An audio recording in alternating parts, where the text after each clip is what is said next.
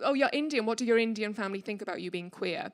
And that's a weird question for me because I have to answer it and be like, well, the reality is they're fine with it because they don't know. My name is Priya. I'll tell you a little bit about myself. I'm half Welsh and I'm half Indian. That's what this is. Apparently, if you mix a Welsh person and an Indian person, you end up with the ghost of a Victorian child. Why does she dress this way? Who's to know? I like being Welsh and Indian, though. I grew up with so many different languages and cultures. I want to tell you something about my granddad on my Indian side. My granddad is a polyglot.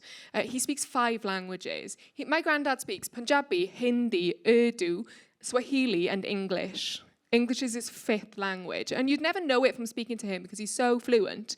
And the way that he learns to be so fluent in these languages is when he's learning. He won't do it in an academic way. What he'll do is find cultural reference points to focus on and pick up lots of colloquialisms and stuff so he sounds more fluent than he is.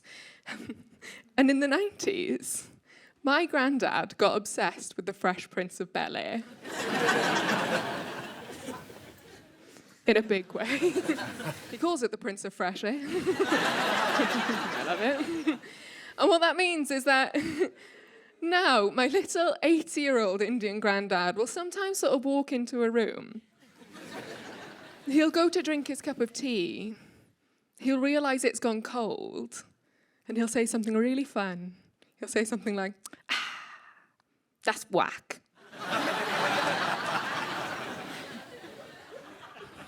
It is whack, Grandad, you're right. He's so cool.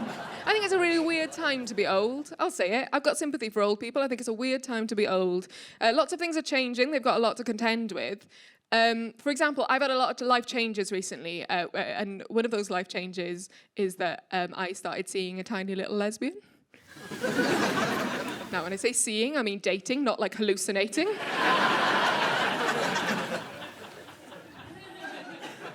She is real, I have checked.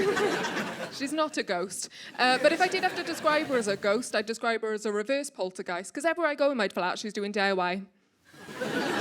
She's got her own toolbox, and that's not a euphemism. It's great. It's great. But when I started going out with her, what I found myself... So I've known for a really long time that I'm bisexual, but I'm also very lazy, so I never bothered telling anyone. I was like, I'll just wear Doc Martens every day, and they'll get the hint.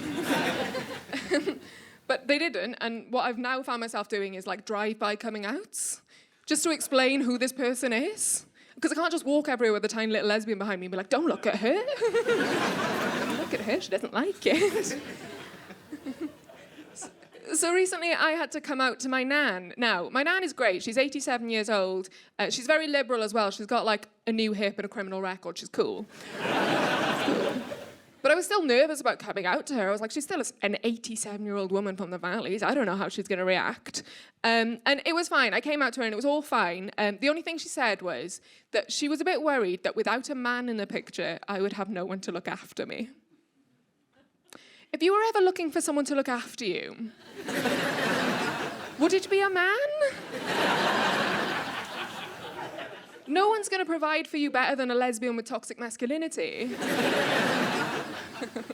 It's all fine now, though, because my nan's met my girlfriend, and what happened was, it was a really lovely sunny day. It was in the middle of summer, and my nan was looking out at her garden, and it was so sunny, and she was like, oh, I need my lawn mowed, but none of my lovely grandsons are here to do it for me. And my girlfriend's eyes lit up. And she piped up out of nowhere, oh, I can mow your lawn for you, Sheila.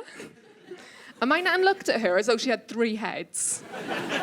My nan was so confused. And what that means is I got the privilege of watching my 87-year-old nan watching a tiny little lesbian mow her lawn. And it was the best thing I've ever seen before in my life. It was like, you know those videos where orangutans see close-up magic for the first time? I didn't know they could do that. They can. Long story short, she's in the market of one of her own, if anyone's interested. When people find out I'm queer, I get a bit of a weird reaction sometimes. They'll often go, oh, you're Indian, what do your Indian family think about you being queer? And that's a weird question for me, because I have to answer it and be like, well, the reality is they're fine with it, because they don't know. I can't reject you if you never give them the chance. But Priya, you're literally on stage talking about it. I said I was closeted. I didn't say I was good at it, okay? That joke is no longer relevant, actually, because I came out to my Indian grandparents recently. Ooh, spicy. What happened was I did a Diwali gig. Give me a cheer if you know what Diwali is. I'm very proud of you. I did a Diwali gig, and it was to all Indian people, and I made a joke on stage being like, ha ha ha, if any of you are in a WhatsApp group with my granddad, shut the up. And it turns out one of them was in a WhatsApp group with my granddad. And I was like, I need to get ahead of the situation, so I called him to come out, and I said, Granddad, I'm queer, I'm in a relationship with a woman. And he said, that's dope. I've been Priya Hall, you've been lovely, good night.